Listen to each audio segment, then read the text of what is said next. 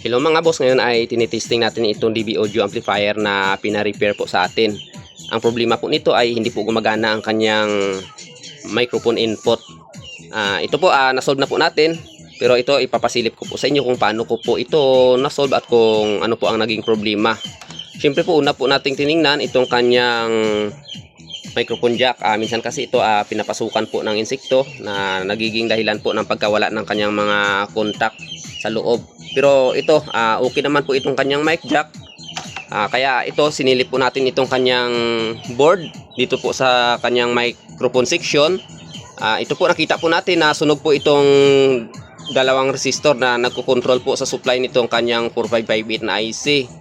Kaya yun po, pinalitan po natin. Yan po ang mga pyesa na pinalitan natin. Dahilan po ng pagkakasunog po nitong resistor na kumokontrol po sa kanyang supply ay dahil po shortage po itong IC na ito. Kaya yun po, nasunog po ang resistor. So ito, ang mga resistor po na nandirito, kadalasan po ang gamit po nito ay nagkukontrol po sa audio signal at syempre po nagkukontrol po sa supply.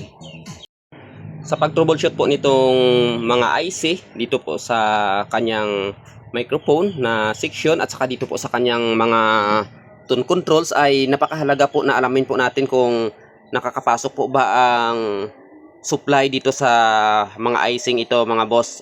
Dapat po nasusupplyan po ito ng negative at saka positive po na supply. Kasi minsan po dahilan po ng pagkawala po ng audio ng ating microphone ay dahil po dito sa IC na ito nawawala po ang supply, hindi po siya nasusuplayan kaya hindi po siya nakakapag-function ng maayos. Ganon din po dito sa ating mga tone controls. So itong mga IC na ito, itong 4558 na IC na ito ay kailangan po yan ma-supplyan ng negative at saka positive po na supply para po gagana po siya ng maayos. Isa din po sa dahilan ng pagkawala ng microphone ay itong open po, may mga open po tayo na mga resistor. So kadalasan po na na-open na resistor ay yun po na mga resistor ang kumukontrol po sa ating mga supply papunta po dito sa ating mga IC. So dalawa lang naman po ang function ng resistor po na nandirito. Kung hindi po siya control po sa voltage ay kumukontrol po siya sa ating mga audio signals.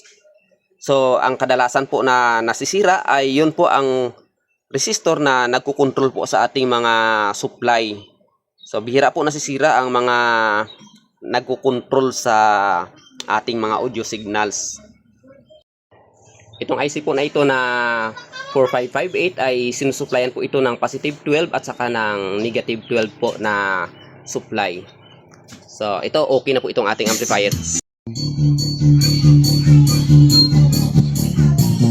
Hello mic test sound. Hey, sound check. Hello mic test.